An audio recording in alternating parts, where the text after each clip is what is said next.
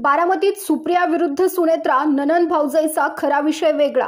सुळेंविरोधात नवा कट शिजतोय। बारामतीत काही करून सुळेंना पाणी पाजायचा। अजित पवार विरुद्ध सुप्रिया सुळे, घरात वनवा पेटला की विषय संपला। बारामती अन पवारांच्या घरात एकदम घुसायचा। सुप्रिया विरुद्ध सुनेत्रा, चर्चेचा खरा मसाला पुढच्या 5 मिनिटात सांगते। नेमकं घडलंय काय? बारामती म्हणजे पवार आणि पवार म्हणजे बारामती हे समीकरण गेले कित्येक दिवस राज्यातील राजकारणात रुजलेलं आहे। आधीच हाय व्होल्टेज असलेल्या बारामती लोकसभेवर भाजपचा डोळा आहे। त्यातच अजित पवारांच्या बंडानं फिरलेलं वारं सुप्रिया सुळे यांचा पराभव करण्यासाठी आणखी पॉवरफुल झालंय। एकीकडे शरद पवार तर दुसरीकडे अजित पवार या संघर्षात सुप्रिया सुळेंचा पराभव करण्यासाठी भाजपने कंबर कसली आहे। पवार घरातीलच कुणाला तरी उमेदवारी द्यायचं असं ठरवलं असल्याची चर्चा आहे आणि त्यात नाव पुढे येतंय ते पवार घराण्याच्या पॉवरफुल असलेल्या सुनबाई आणि उपमुख्यमंत्री अजित पवार यांच्या पत्नी सुनेत्रा पवार यांचा। बारामतीसाठी ननंद विरुद्ध भाऊजे असा सामना होणार का? बारामतीमध्ये कोणाचं पारडं जड ठरू शकतं? याच सगळ्यावरती सुप्रिया सुळे नेमकं काय म्हटलेलं आहे ते आपण बघणार आहोतच। पण 1967 पासून बारामती विधानसभा मतदारसंघावर पवार कुटुंबाचं वर्चस्व आहे। गेल्या 46 वर्षांत या मतदारसंघात पवार कुटुंबियांनी एकत्र राहून सत्ता कायम ठेवली आहे। मात्र आता अजित पवार यांनी बंडाची भूमिका घेत वेगळी चूल मांडली आणि सगळं राजकारण एका क्षणात फिरला। बारामती लोकसभा मतदारसंघासाठी सुनेत्रा पवार यांच्या नावाची चर्चा सुरू झाली आहे। सुनेत्रा पवार यांचा पुणे जिल्ह्यामध्ये विशेषतः बारामती विधानसभा मतदारसंघात प्रभाव आहे।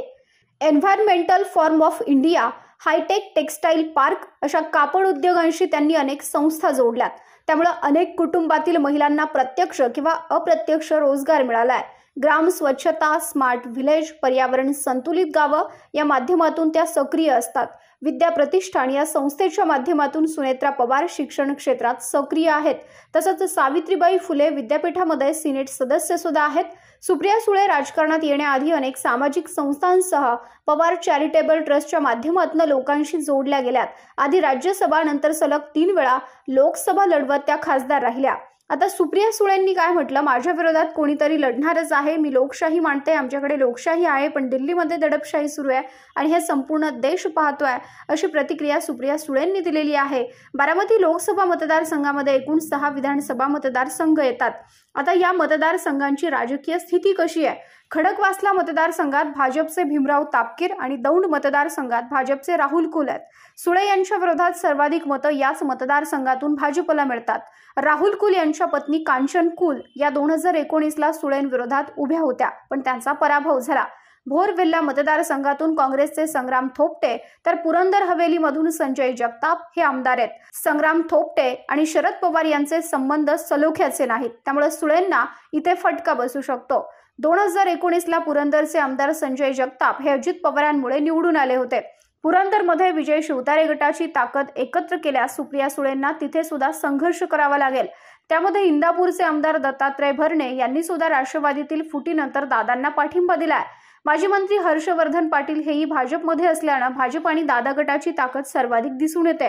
त्यामुळे आगामी काळात मताधिक्यासाठी सुप्रिया सुळेंना कष्ट करावे लागतील। शिवाय राज्यभर फिरून इतर सहकाऱ्यांच्या प्रचाराचा धुरा सुद्धा सांभाळावी लागेल।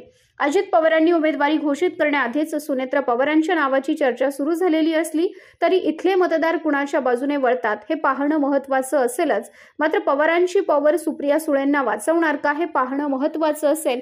पण यामध्ये संपूर्ण महत्त्वाची खेळी असेल ती भाजपची असेल। हा भाजपचाच डावपेच म्हणावा लागेल, कारण अजित पवार यांच्यावरती सुळे यांच्या विरोधात लढण्यासाठी तुल्यबळ असा उमेदवार उभा करावा, यासाठी अजित पवार यांच्यावरती भाजपकडून दबाव आणला जाऊ शकतो आणि दबाव तंत्राचा एक भाग म्हणून सुद्धा ही बातमी पेरली गेलेली आहे। आणि म्हणूनच सुनेत्रा पवार विरुद्ध सुप्रिया सुळे असा ननंद भाऊजा सामना जो आहे तो बारामतीमध्ये पाहायला मिळू शकत नाही, तसा सामना रंगू शकत नाही। मात्र भाजपकडून अजित पवार यांच्यावरती सुप्रिया सुळे यांच्या विरोधामध्ये तुल्यबळ असा उमेदवार उभा करण्यासाठी नक्कीच दबाव वाढवला जाऊ शकतो। या राजकीय घडामोडींवर तुमचं मत कमेंट करा। हा व्हिडिओ जास्तीत जास्त शेअर करा। नमस्कार, मी विजया वामन आपल्या प्रेक्षकांसाठी देत आहे एक भन्नाट ऑफर।